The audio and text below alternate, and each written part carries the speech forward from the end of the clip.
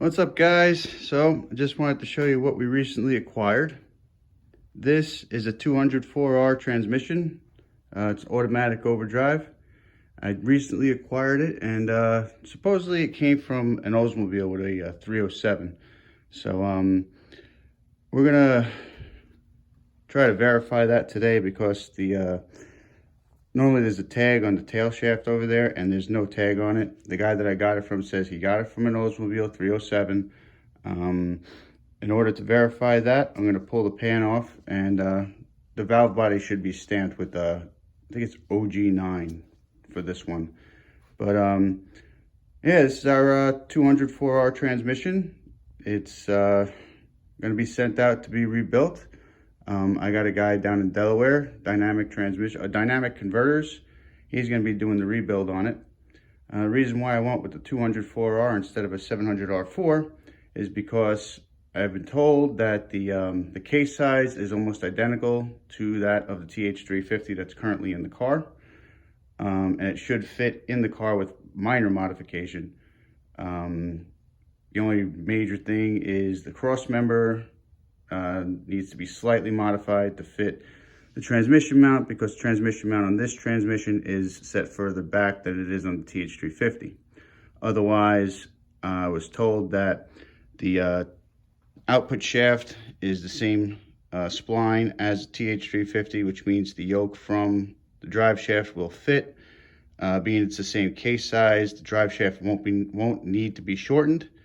And so it came out of an Oldsmobile. So this is a multi-case.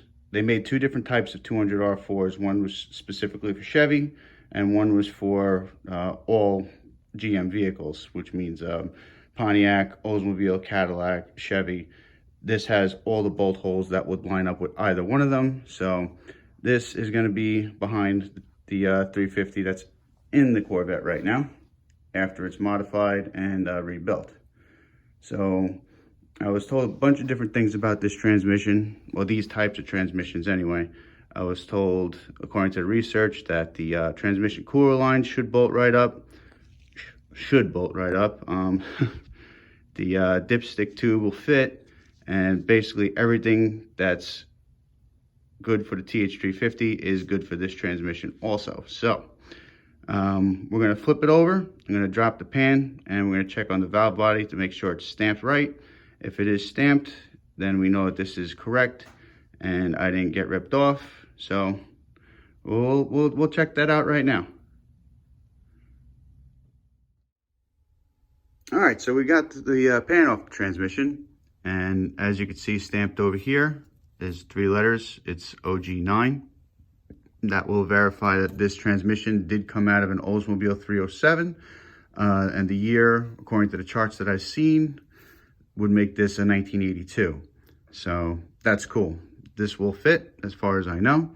I'm not going to claim to know transmissions at all. I can't tell by looking at this if this is good or not. Hopefully it's good, being that it came out of a car that had a low horsepower 307 in it. When they rebuild these transmissions, I was told that they can handle upwards of 500 horsepower. So as you know, the Corvette's making just a hair over 4.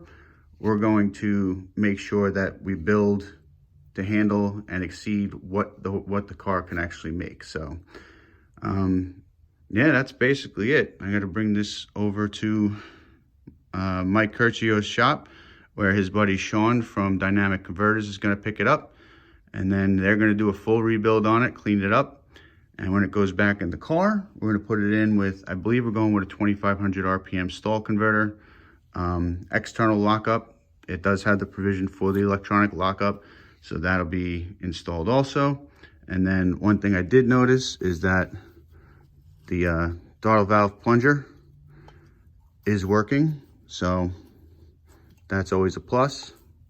That's most important because that's what feeds pressure to the transmission under high throttle. Yeah, so there we go.